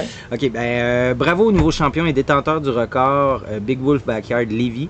Toute une performance pour une première backyard pour Jérémy Savoie à 21 ans, 38 books, 254 kilos. Seconde place et assistance pour Vincent Boulet qui améliore son record personnel de 36 à 37 books. Notons que Vincent relève d'une fracture importante et a une étiquette et un comportement chevaleresque pour encourager et aider Jérémy. Donc, bravo Vincent pour cet esprit de partage. Ouais, c'est ça, toi votant. C'est ça, moi Jérémy, en fait, moi je m'en rappelais pas. Fait que là, c'est en allant chercher, je me suis rappelé que j'ai parlé de lui lors du 24 heures de Tremblant. C'était au mois de décembre l'année passée. Lui et son équipe avaient un objectif ultra ambitieux qui ont réussi. Fait que là, depuis ce temps-là, Jérémy continue, ce que je ne savais pas. Fait que là, j'ai été voir un peu son profil. Fait que là, je vais vous dire qu'est-ce qu'il y en est pour Jérémy. Donc, en fait, je vais commencer par son commentaire par rapport à la Big Wolf Backyard de Lévis. Donc, je suis ravi de partager que j'ai remporté la course de Lévis 2024, une épreuve de type last man standing en terminant premier sur 49 participants. J'ai parcouru 38 books en 38 heures, 254 kilos, ce qui m'a permis d'établir un nouveau record de parcours. Je suis également devenu le plus jeune à gagner une course de ce type au Québec. Cette course a été le plus grand défi mental que j'ai jamais affronté. À partir de la 25e boucle, l'envie de quitter était omniprésente, mais mon mental m'a fait continuer car quitter n'était pas une option. La chaîne autour de mon cou représente les puces de chaque coureur ayant abandonné avant moi. On voyait une photo avec un collier c'était toutes les puces de tous les coureurs qui ont lâché avant lui, symbolisant les étapes de ce parcours incroyable. Je suis incroyablement fier de ce résultat et de cette expérience. Le retour sur investissement niveau mental en vaut l'enchandelle. Donc, comme je mentionnais, je parlais de Jérémy en décembre dernier, qui avait couru 33 boucles de 5 km pour un 165 kg. Ensuite, le 24 février, il a fait un 100 km en raquette en 20 heures. Ça, c'était pendant la course Cryo, qui est une course sur le lac Saint-Jean. Oui, mon ami Nathanaël l'avait fait. Ouais. Donc, lui, il a fait un 100. Je pense que la course en soi, c'est 50 ou peut-être moins. En tout cas, il a fait un 100 km en raquette en 20 heures. Lui, son but, c'était de le faire en 20 heures à moins 35 degrés. En mai, il a fait un Ironman sans aucune préparation, sans jamais avoir fait de triathlon, sans équipement, sans coach, sans avoir nagé en eau libre et seulement 3 sorties en piscine. Donc, il a complété son Ironman. Puis, il va être du QMT 100 miles à 21 ans seulement. Fait que, écoute, en décembre, quand je voyais ça, je me disais, est-ce que ça va, il va-tu se blesser, il va-tu bien gérer ça? Puis, garde, force est de constater que c'est un athlète déjà très aguerri à 21 ans. C'est assez fou ce qu'il réussit à faire. Fait que j'ai très hâte de voir au QMT. Je poursuis. Le 17 juin, il y avait le demi-marathon canadien. Du championnat, en fait, le championnat canadien de demi-marathon. C'était au Manitoba, à Winnipeg. Oui. Donc, j'y vais avec le classement. Ça a été remporté du côté des hommes par Cam Levins en 1h04-23. Je pense que c'est une 3e victoire en 3 ans pour lui à cet endroit-là. Thomas Nobbs, 1h06-15. Sam Vincent en 1h06-55. Du côté des femmes, Natasha Wodak en 1h12-56. Malindi Elmore en 1h13-09. Et Anne-Marie Comeau en 1h15-20. Pour Anne-Marie, dans le fond, la 3e position, ça lui rapporte un 750$ de bourse. Elle a quand même terminé 10e au général avec son 1h15-20. Je m'étais pris une note. Il n'y avait pas beaucoup d'élite gars. Non, effectivement, pour terminer 10e, c'est ça. C'est parce qu'il y a 2 filles devant elle, fait que ça veut dire qu'il y avait au total 7 gars devant les premières femmes. La course a débuté avec une température de 17 degrés et 95% d'humidité, ce qui a résulté en une course beaucoup plus lente que d'habitude, puis ça se comprend. 3e victoire de suite pour Levens à cette course, avec son temps le plus lent des 3. L'an dernier, il avait fait un record d'un parcours en 61 minutes 41 secondes. Levens mentionne qu'il connaît le parcours comme le dos de sa main et qu'il adore y revenir année après année. De son côté, Natasha Wodak l'a remporté tout juste devant Malindi Elmore dans un field bien relevé avec 4 Olympiennes. Dans le fond, Anne-Marie Comeau aussi qui est olympienne et une 4e que j'ai pas notée. C'est son premier titre national en 2024. Elle s'est dite surprise par elle-même avec une excellente course. Elle ne pensait pas gagner. Elle est bien heureuse. Elle qui avait eu un down la semaine précédente avec un rhume. Hein, tu sais c'est quoi? Tout le monde a des rhumes, c'est ça. La confiance n'était pas vraiment au rendez-vous. Donc c'était le boost dont elle avait besoin suite à ses échecs de qualification pour Paris. De son côté, tout comme Levens, Elmore, qui a terminé 2e, utilise cette course comme une excellente préparation pour le marathon de Paris. Ce sera ses 3e Jeux olympiques alors qu'elle y participait en 2004 sur 1500 mètres et c'est suite à une retraite de la course pro en 2012 et un retour en 2019 qu'elle a pu participer aux Jeux olympiques de 2021 à Tokyo sur marathon puis terminer dans le top 10. Finalement, Anne-Marie termine 3e, tout juste derrière ces 2 athlètes hors normes, démontre qu'elle est aussi une superbe athlète et continuera de nous émerveiller pour plusieurs années encore. Donc, c'est ça, superbe performance, c'est très très cool. Ensuite, Rémi Leroux. Rémi Leroux, sa première étape de la Coupe du Monde en WMRA, ouais, ça c'est l'acronyme. World Mountain Running Association. Ah, good. C'était à Broken Arrow, 1 km vertical. J'ouvre le Strava avec sa description. Donc, première étape de la Coupe du Monde, mitigé. Comment je me sens après celle-là? Il a terminé 6e. À la fois, je suis fier d'avoir fini 6e dans un field autant compétitif, mais ça fait mal d'être si proche du top 5 et du prize money. Ce voyage m'a coûté cher en sein, s'il vous plaît. Donc, le parcours commençait avec 400 mètres de 30 à 40% au niveau de la pente. Malgré le fait que je suis parti bien trop vite et que j'étais déjà en anaérobie, j'étais même pas dans le top 20. Après, la pente a diminué, j'ai pu graduellement devancer des coureurs devant pour entrer dans le top 10. J'ai bien couru la descente au milieu du parcours, mais quand ça a recommencé à grimper, je voyais qu'il ne me restait plus de gear et je suis entré en mode survie. Je suis déçu de ça parce que mentalement, j'aurais dû être plus motivé à rattraper les coureurs devant, mais dans ma tête, j'étais plus concentré à ne pas me faire dépasser, ce qui est quelque chose qu'il va falloir que je travaille pour mes prochaines courses. Dans le dernier 400 mètres, j'ai pu outkick Philemon Kiriago dans le scramble à la fin pour finir 6e. Donc, ouais, fait que 6e place, tu n'as pas de bourse. Puis effectivement, ça doit coûter cher aller courir. Mais ils nous mentionnaient à l'émission, par contre, qu'ils ont quand même des trucs d'inclus comme l'hébergement, je crois. J'imagine que ça dépend, c'est différent pour chaque course. Ouais, peut-être. Mais quand ça fait partie de la Coupe du Monde, en tout cas, il me semble que c'est Je pense pas qu'ils payent les billets d'avion. Non, pas le billet d'avion. Ça, probablement pas. Mais tu sais déjà l'hébergement si tu as des repas. Classique de Montréal, je te laisse y aller? Oui, pendant ce temps-là. Pendant ce temps-là, je branche le tien. Donc, classique de Montréal. Pour ceux qui suivent la page Facebook, allez la suivre si vous ne la suivez pas déjà. On a fait en story, on a notre mentionné... page à nous, tu parles. Oui, notre page à nous. Okay. On a mentionné un changement de dernière minute qui a été annoncé par la classique d'athlétisme de Montréal. Qu'au lieu d'être au complexe Claude Robillard, c'était à la piste Ben-le-Duc, à Saint-Laurent. Pourquoi? Il n'y avait pas d'explication, mais j'ai des sources. Il était en période de crise, par exemple, quand ça s'est produit à moins de 24 heures avant le début de l'événement. Moi, j'ai jasé après Laurent Godbout, l'organisateur de cette compétition-là, puis il raconte, dès le jeudi matin, quand ils ont appris qu'ils devraient annuler, qu'ils devraient changer le lieu, qu'ils ne pouvaient pas le faire au complexe Claude-Robillard. Il était en mode gestion de crise et ça jusqu'à la fin de la compétition. Dans le fond, ce qui est arrivé, c'est la piste. Là, au début, toute l'information que j'avais eue, c'était que la piste avait fondu à cause des grosses températures. Après un peu plus de détails, c'était qu'il refaisait la piste en vue des portions, des réparations. Oui, il faisait des réparations, mises à jour. Et Ben, ça fonctionne pas bien à grosse chaleur. Quand tu fais cette réparation-là, Ça pogne pas. le matériel synthétique a pas bien pris du tout, même ça a l'air que tu pouvais tremper ton doigt dedans. Puis c'était tellement mou. Donc, ça pouvait pas avoir lieu le lendemain, la grande compétition. Cette semaine-là, c'était une semaine de canicule. C'est ça. C'était la semaine de canicule. Fait que, mais le pire, c'est qu'il a fait super bien le vendredi, mais il fallait encore qu'il les réapplique puis que ça soit prêt. Donc, ça allait pas être prêt.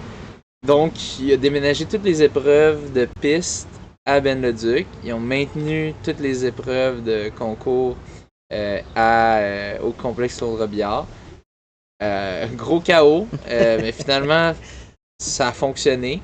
C'est juste pas pour le monde, mettons, qui avait acheté des billets parce que là, n'importe qui pouvait regarder. Il n'y avait, avait pas de système qui de ticketing ou rien. Puis, mettons, la vue était probablement moins bonne qu'au complexe Claude Robillard. Oui, potentiellement, il y avait moins de monde aussi, peut-être moins des athlètes. Ben, il y avait moins d'athlètes. Peut-être, ben, je pense pas. Je pense que la majorité ont pu. Oui, c'est un peu plus difficile d'accès, mais pas tant. C'est pas si loin que ça, mais parce qu'il y avait toutes les épreuves de concours qui n'étaient pas là. Fait que c'est sûr qu'il y avait moins de monde. Il y avait du monde à Claude Robillard pour les épreuves de concours. Ouais. Donc c'est ça. Donc les épreuves élites, les résultats. Donc il y avait. Moi, d'ailleurs, j'étais censé prendre part. Finalement, j'étais malade. Fait que là, mon coach m'a dit non, prends ça relax, puis recover. Quelle distance? 1500? 1500, ouais. Je vais faire un petit test. Donc c'est plat. J'ai payé mon inscription, finalement, j'ai pas couru, mais au moins je pouvais être plus relax puis regarder les compétitions. Je suis triste, j'ai manqué le 100 mètres. Oui, c'est vrai que t'es arrivé tard. Je suis arrivé tard parce que mon chat était constipé. C'est même pas des blagues. Il y a eu un problème de chat. C'est même pas des blagues, ça m'a coûté 800$. Fait que non, c'est pas des blagues. Déconstiper un chat, c'est pas gratuit. Fait que c'est ça, fait que ça me prenait un peu de temps puis tout ça, puis j'étais stressé pour mon chat tout ce temps-là parce qu'il était pas complètement déconstipé. Le lendemain, ça s'est réglé. Mais bref, au podium, on a Gladimar Torres qui a fait 11,31, Marie-Héloïse Leclerc 11,38, record personnel, 1118 points. Et finalement, Sade McCreet 11,41. Il y avait Audrey Leduc qui était là. J'ai raté sa course pour la malheureusement. qualif, c'est ça. Elle a fait 11,00 en qualif.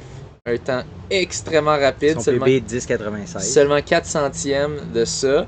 Mais elle a décidé de ne pas faire la finale pour pas prendre de chance. Ben, elle avait une petite douleur. Elle m'avait dit une petite douleur à la cuisse qu'elle avait eue le mercredi, donc 2 jours avant. Ben, pour pas prendre de chance. Veux-tu oui, ben oui, j'ai fait une petite entrevue très courte avec Audrey. On va partir ça live. Montre le volume. Yes! Je suis avec Audrey Leduc à l'événement La Classique de Montréal. Audrey, tu as couru la demi-finale tantôt. Oui. 11,00, je crois. À 400e, c'est pas loin. Puis, mais tu n'étais pas ici pour aller chercher un PB. J'imagine tu te gardes ça pour le week-end prochain? C'est 100 mètres. C'est difficile de se garder. Donc, non, l'objectif, c'est de courir le plus vite possible. Puis, c'est une super bonne course de pouvoir ouvrir. Première course, de faire 11,00. C'est mon deuxième meilleur temps à vie. Donc, on est sur la bonne voie.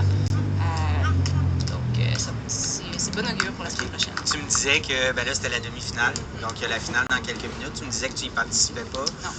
C'était prévu à l'avance, dans le fond, que tu allais faire une course ce soir?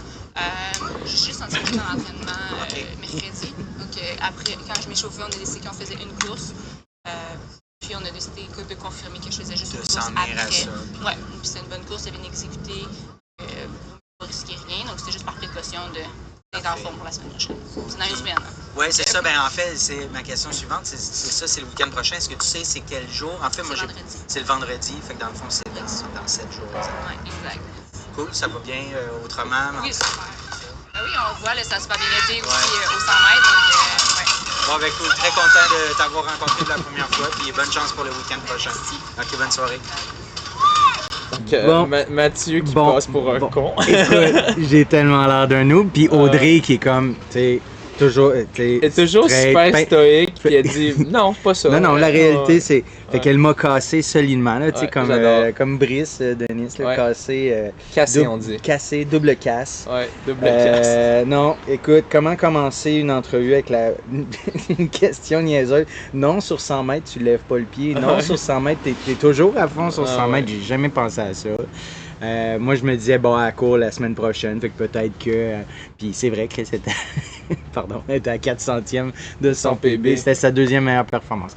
Bref, comment c'est ça qu'une question niaiseuse, mais c'est juste drôle. Moi, j'aime ça rire. Au moins, ça l'a distrait un peu des questions sérieuses. Peut-être. Mais il m'a bien cassé. J'ai trouvé ça drôle, puis je voulais qu'on le passe à l'émission parce que c'est très rigolo. Ouais.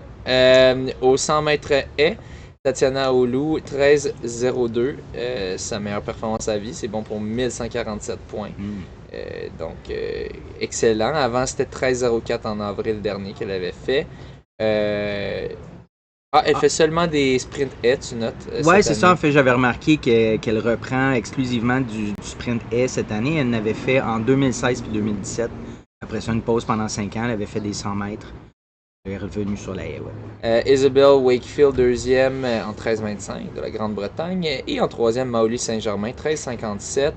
Elle avait fait un record personnel en qualification, 13,53. Avant son PB, c'était 16,32. Donc un PB puis une marque en deçà de son ancien PB. Donc en bonne forme, Maoli. Ensuite, si on va côté 400 mètres, on avait Melanie Rodney, 52,05. Ayana Stiverne, 52,78. Elle a déjà fait 51-21 en 2022. Et Rebecca Bennett de l'Australie en 53-66. C'est quoi GRN? C'est Granada peut-être? C'est une bonne question. Ouais, va donc chercher c'est quoi GRN. C'est Melanie Rodney, c'est du GRN. Je pense que c'est Granada ou quelque chose de genre. Grenade, ouais. Grenade. Bon. Une grenade avec ça. Donc 800 mètres, on avait Addie Townsend qui l'a emporté en 2,3,29. Deuxième, Madeleine Kelly, 2,3,48. Et en troisième, Emma Dagenet, 2,3,52. Elle avait déjà fait 2,3,21 à Guelph. On peut voir, ça c'est beaucoup des noms qui ont été là aussi aux essais olympiques. Mais ça, l'avantage de sa compétition, il la place d'une manière stratégique une semaine avant les essais olympiques, par le passé championnat canadien. Parce que des athlètes peuvent venir une semaine avance puis se tester. Okay. Le 1500, on était très excités parce qu'on avait Simone Plourde dans la course. Au final, c'est Kate Curran qui l'emporte en 4,6,91.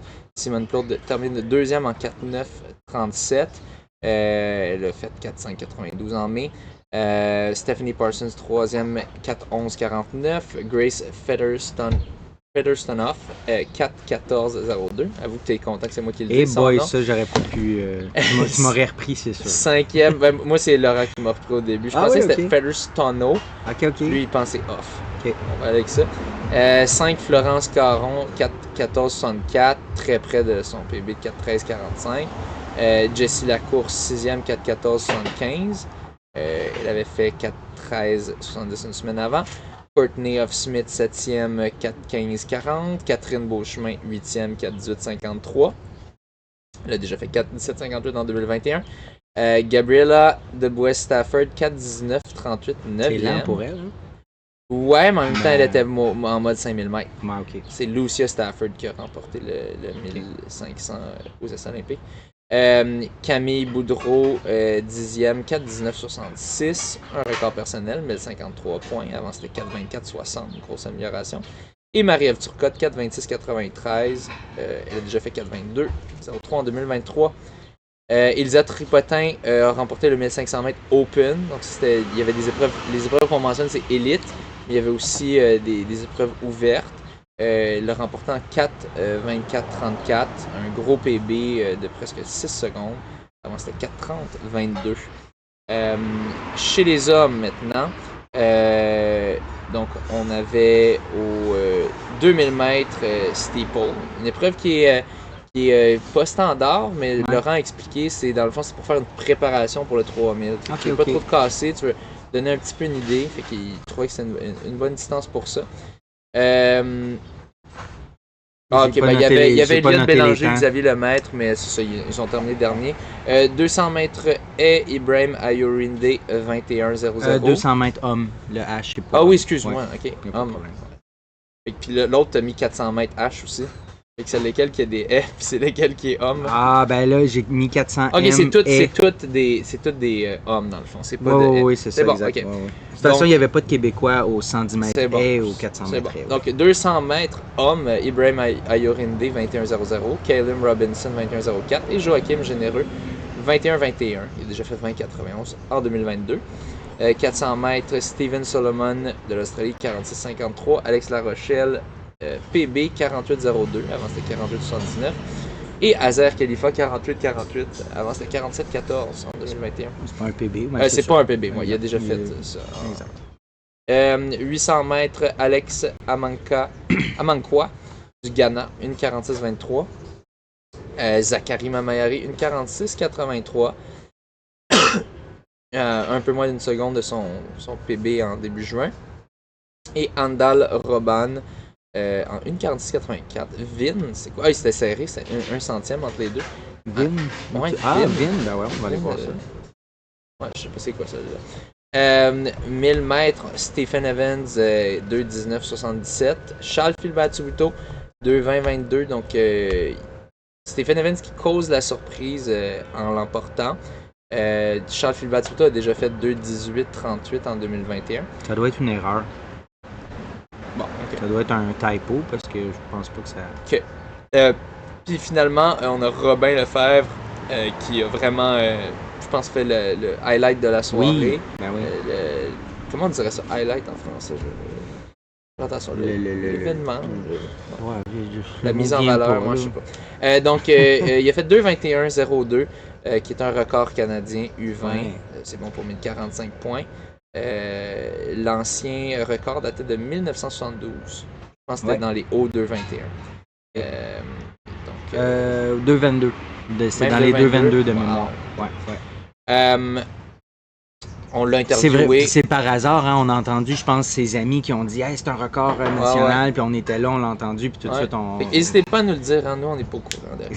On est perdus. Fait que n'hésitez pas à nous le dire quand il y a des choses comme ça qui se disent. Là, c'est moi qui ai entendu, là, j'ai dit hey, c'est un record national. C'est ça. Puis là on est allé, puis on a fait une petite entrevue, allez sur notre page Facebook ou Instagram si vous l'avez pas vu. Super sympathique, on le voit tout de suite après avoir fait ça, super content. Ah oui. Le jeune Robin qui est en feu ces derniers temps. 1500 mètres Élite. Ouais. Élite. Donc on avait. Ouais, ça c'est. Charles Filbert-Tubuto avait choisi d'aller sur le 1000. Je pense que c'était l'épreuve un peu plus forte, le 1000. Je pense que les bourses étaient un peu plus élevées. Je suis pas sûr. On avait Jude Wheeler-D qui l'a emporté en 3,39,88. Tout juste devant Jean-Simon Desgagnés, 3,39,90. Qui était un peu déçu à la fin. Il aurait vraiment voulu l'emporter devant la foule montréalaise, la foule québécoise. Il y avait une grande distance entre les lapins, puis les deux lapins, puis la... Ouais, mais au final, lui, il a dit que c'est les gens qui n'ont pas suivi. Les lapins sont allés au bon rythme. Oui, absolument. Ouais. Je mets pas ça sur... c'est les gens qui n'ont pas suivi, puis à un moment donné, cette année, puis là, il est allé, mais... Mais c'est souvent ça, les 1500, c'est tellement stratégique. C'est tout le temps... Il faut que l'autre suive. Ouais, mais si l'autre ne suit pas, il faut que toi, tu suives. Je vais-tu en avant ou je vais pas en avant? Je veux pas aller en avant, j'aime mieux suivre. Mais moi, je me dis, si un lapin, Chris dernière le lapin, en même temps. Je fais pas des 1500 mètres en 3,38 ou 3,39. Mais c'est ça, les lapins qui faisaient, je sais pas, 800 mètres peut-être. C'est sûr, après ça, les 700 derniers mètres, ça peut être tough tout ça. Mais ouais, donc Jude Wheeler-D qui est allé l'arracher à Jean-Simon Desgagnés. Cameron Proseviat, 3,40-50 pour la troisième place. Tout juste devant Mathieu Baudet, lui aussi 3,40-50. Ça s'est décidé au photo finish. Dage Miners 3,42,07 en 5e. Émile Toupin 6e 3,42,09. Kevin Robertson, là c'est-tu le nôtre ça? Je vais aller voir. Va voir. Oui, c'est le nôtre. Ok. C'est le nôtre. 3,42,80. Confirmé à 100%. Nick Dahl 3,43,40 en 8e. André Ali Lamarche du Québec en 3,49,90. Et Andrew Peverell, 10e, en 3,49,87. Puis sur le 1500 mètres ouvert, auquel je devais prendre part, moi, mais dans la vague moyenne, et finalement, j'ai même pas pris part. On a Thomas Laviolette dans la vague rapide qui a terminé deuxième en 3,46,76, qui est un gros record personnel. il avait fait 3,51,29 en 2023. T'es-tu capable d'aller voir qui l'a emporté, le 1500 ouvert? Je suis curieux. Ben, c'est pas Tom. Ah, terminé deuxième? Ben, ok, ouais, je vais aller voir. Ouais, c'est ça.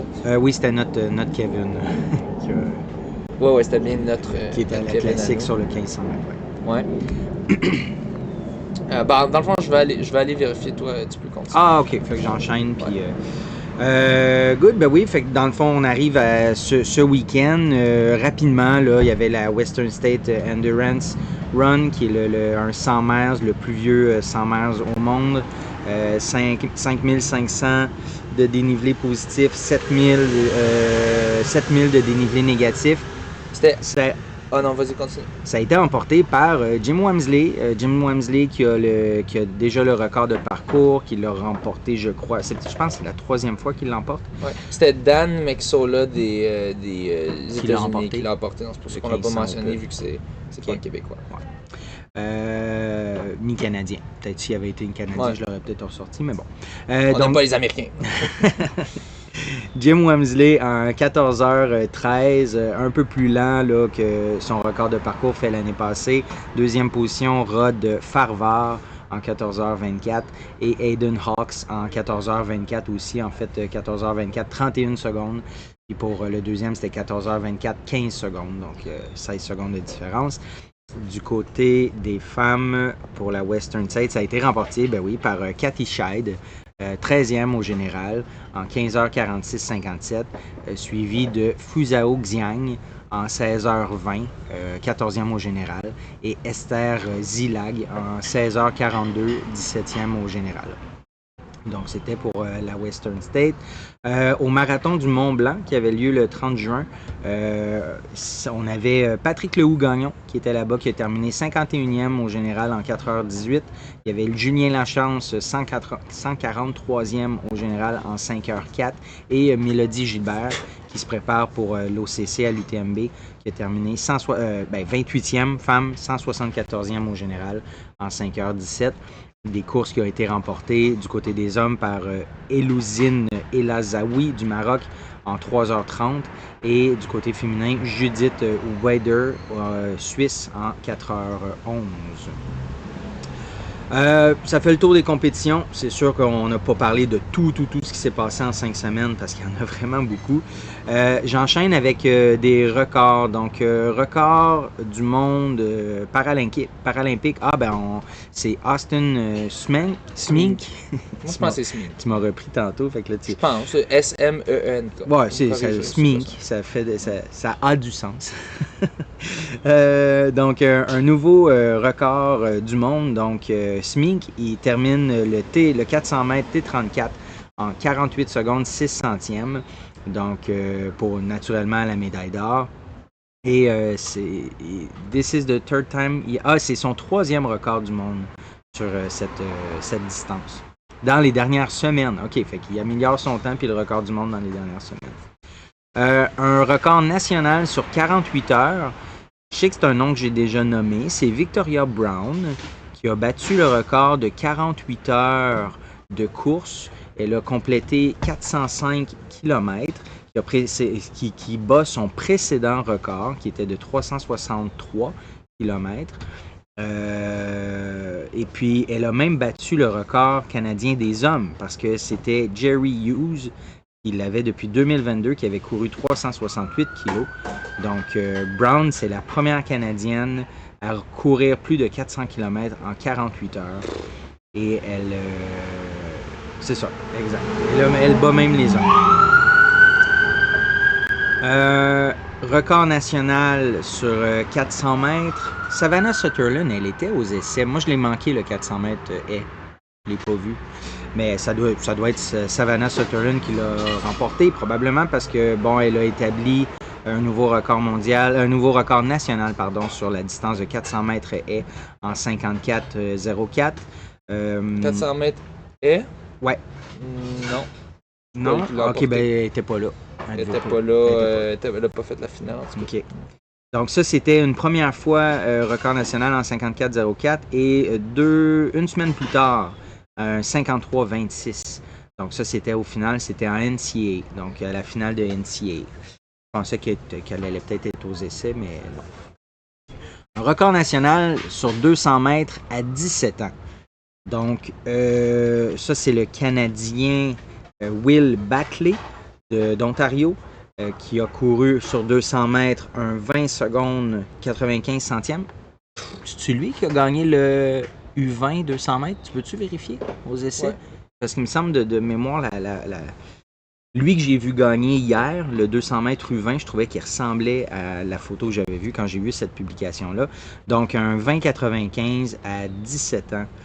C'était un record qui tenait depuis 40 ans. Oui, c'est lui qui a gagné. C'est lui, bon.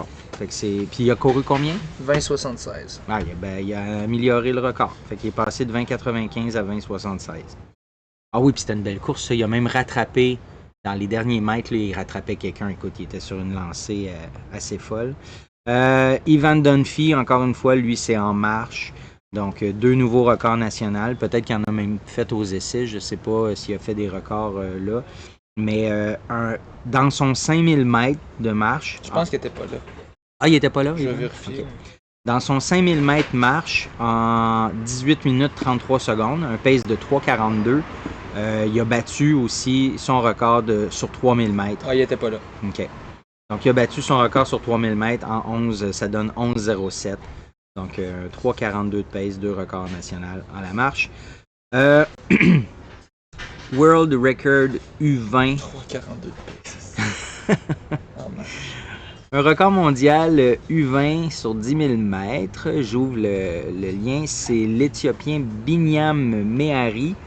Qu'est-ce que je peux dire? En 26,37,93. C'est le plus jeune à faire naturellement ce temps-là. 26,37,93 pour un 10 000 mètres? Pour un 10 000 mètres U20. Ouais. Under 20. Il y a quel âge? Je sais pas. Est-ce que son âge est indiqué? Oui, Ah, son âge n'est pas indiqué. Les certificats de naissance éthiopiens, là. Il y a peut-être de ça là-dedans, effectivement. Un autre aussi que tu as vu passer, je pense que tu me l'avais partagé, Quincy Wilson, 16 ans, record du monde.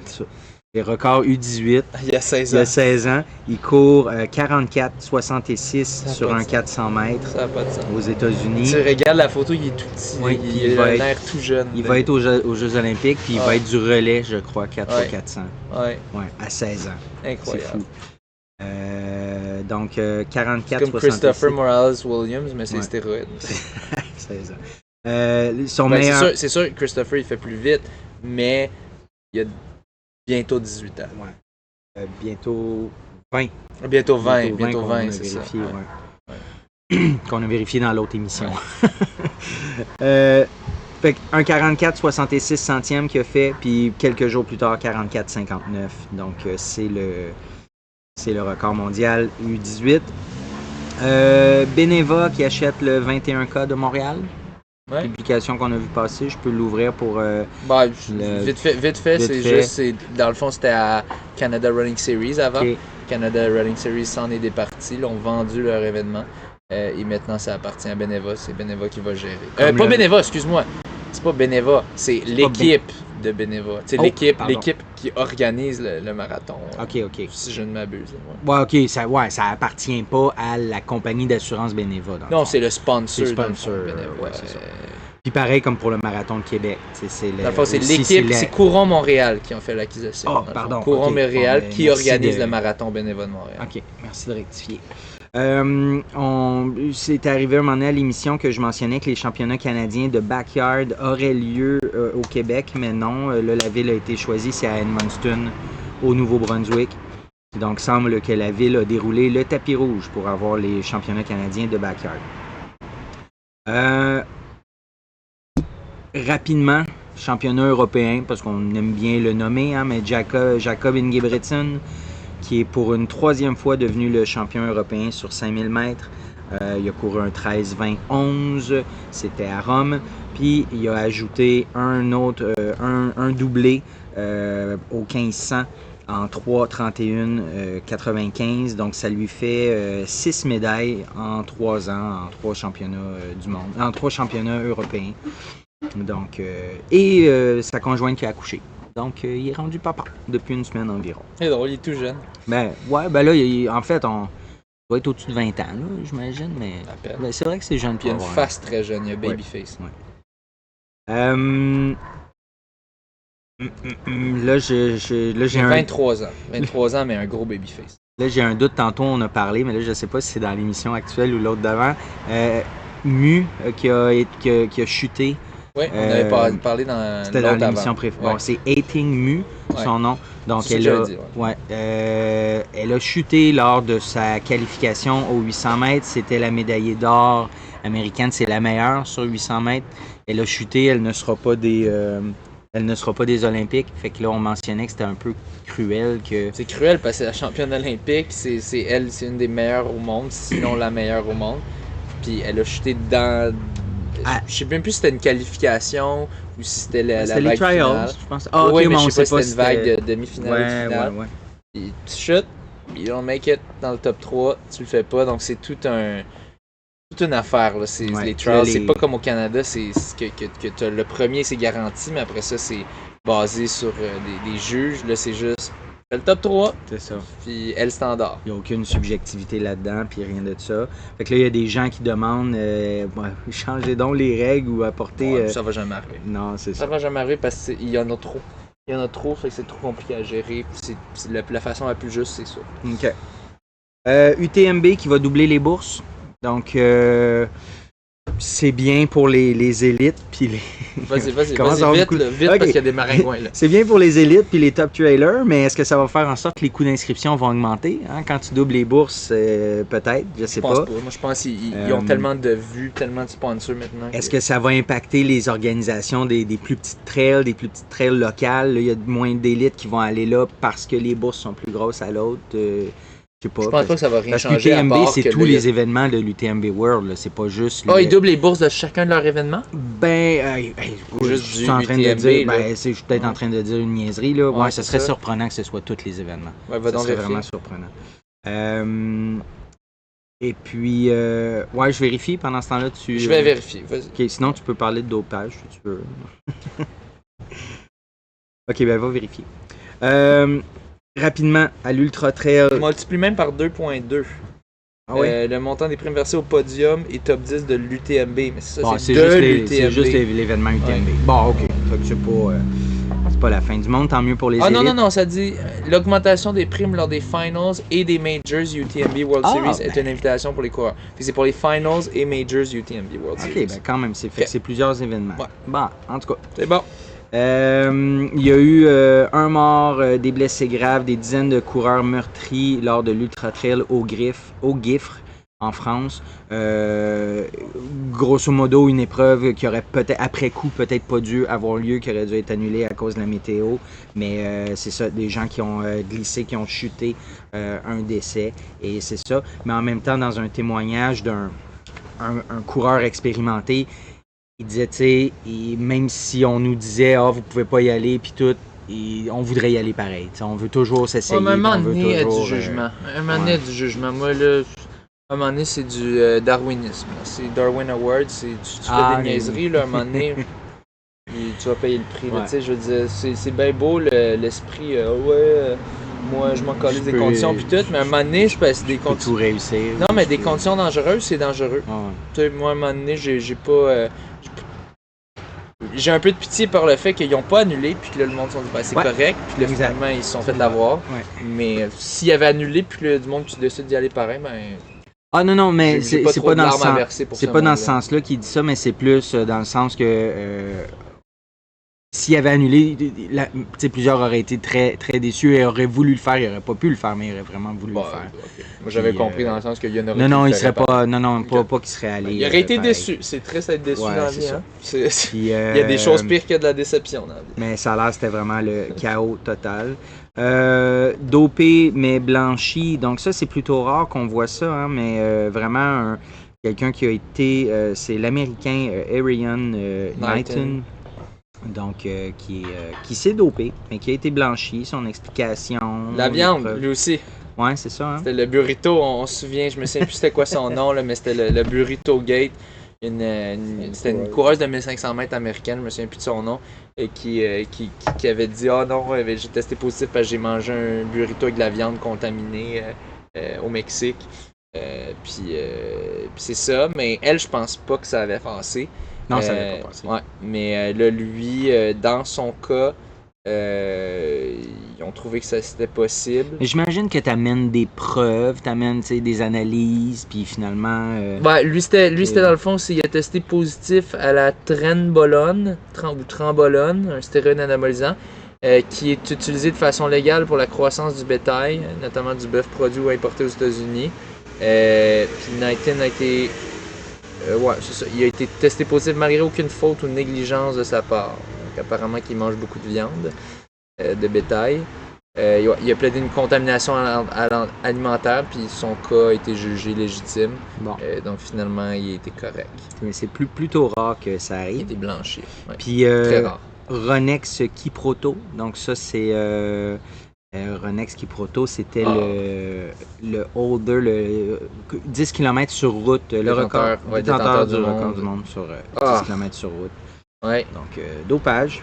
Probablement sûr qu'on avait parlé de lui à l'émission quand il avait eu son record. Ben oui, puis là, toi, tu avais la question de là, qu'est-ce qui arrive au record du monde?